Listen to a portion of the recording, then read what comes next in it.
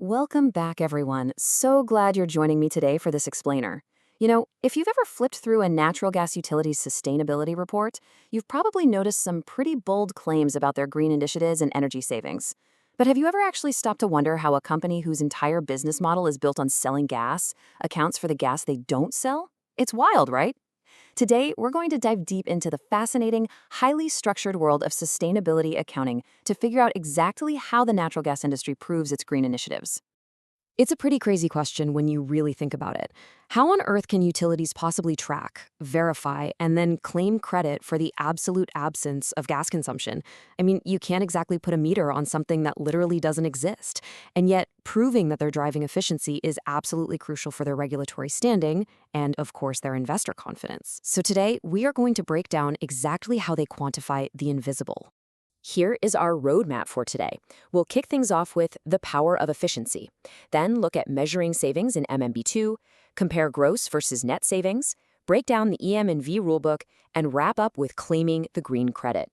All right, Section 1, the power of efficiency and why end use matters.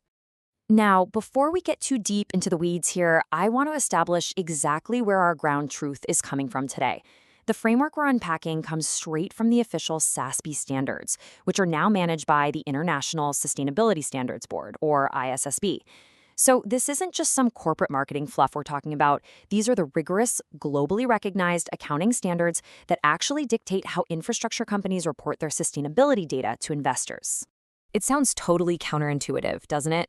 A business actively spending its own money so that you buy less of their product. But understanding why a utility wants you to use less gas is the whole point. While natural gas definitely produces fewer greenhouse gas emissions than other fossil fuels, its value chain still generates very real, meaningful emissions. And regulators are pushing hard for climate change mitigation.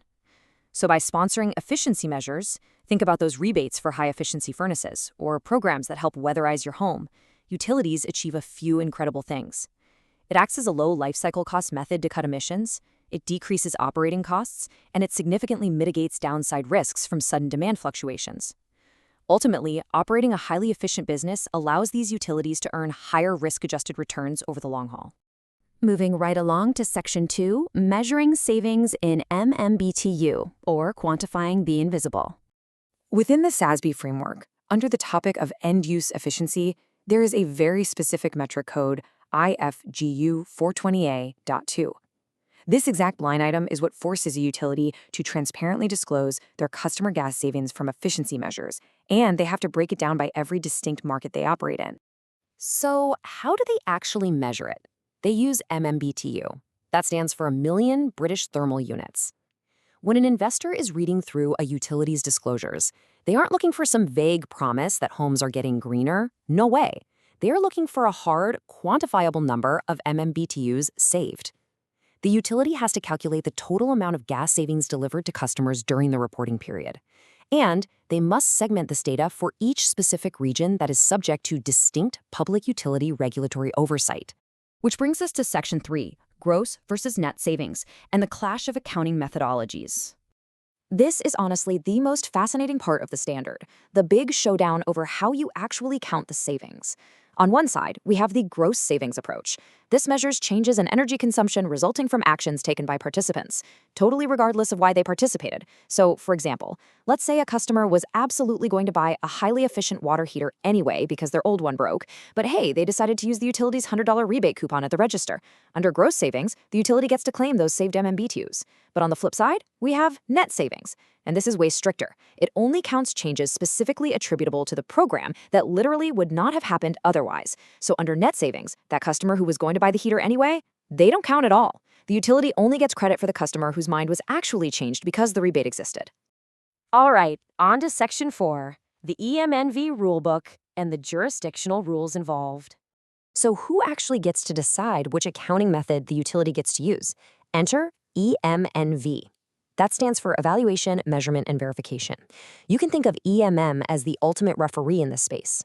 Because utilities operate in different states and regions with wildly different local laws, there just isn't one universal scientific method for calculating an MBTU of saved gas. Instead, jurisdictional regulators create incredibly detailed EM&V guidelines that dictate the exact math a utility has to use to prove their efficiency programs are actually working. Let's look at the exact text from the SASB standard for a second. It reads, quote, "Gas savings shall be calculated on a gross basis, but consistent with the methodology set forth in jurisdictional evaluation, measurement, and verification regulations in which such savings occur." Basically, the global standard legally tethers the utilities reporting directly to that local referee. SASB prefers gross savings just for consistency across the whole industry, but local law always dictates the final mathematical methodology. And if those local regulations require net savings reporting, well, the utility has to list those markets out specifically. And finally, Section 5, claiming the green credit, and how these savings are officially finalized. Here's the thing. You absolutely cannot double count green initiatives. If a utility helps a customer save gas, they generate an efficiency savings credit. But what if they just turn around and sell that credit to another company on a carbon market? Well, SASB standards are incredibly strict about this. To legitimately claim the gas savings on their disclosures, a utility has to follow these specific steps. First, they either deliver the savings directly or purchase the credits. Second, any agreement has to explicitly convey that they are retaining these credits. And third, and this is the huge one, they must retire the credits on behalf of their own entity. They cannot sell off their efficiency credits for cash and still tell their investors they saved the gas. Retiring the credit takes it off the market permanently, which proves the utility's genuine, actual commitment to the efficiency measure. But regulators aren't just out there using sticks, they use carrots too. As part of their disclosures, utilities also have to discuss the policy mechanisms in their markets that actively incentivize them to push for energy efficiency. Regulators use financial tools like deferral, decoupling, single fixed variable rates, lost revenue adjustments, and energy efficiency fee bates. These complex mechanisms essentially ensure that a utility doesn't go bankrupt just by doing the right thing. If they hit or exceed their required gas savings obligations, these policies can actually result in the utility receiving energy efficiency performance incentives, so they get to boost their financial health while simultaneously cutting overall emissions. So, by forcing these utilities to report their MMBTs of saved gas through the super strict lens of EM&V regulations and rigorous SASB standards, we're basically transforming an invisible absence of gas into a hard, highly visible, auditable metric. It keeps the whole industry accountable and shows exactly who is driving real end-use efficiency.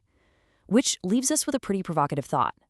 Next time your local utility offers you a rebate for a smart thermostat, ask yourself, are they accurately measuring the invisible gas they didn't burn, or is it just hot air? Well, you now know the massive chain of accounting required to prove it for sure. Thank you so much for joining me for this explainer. I really hope this breakdown helped illuminate the topic for you. Stay curious, keep learning, and I will see you next time.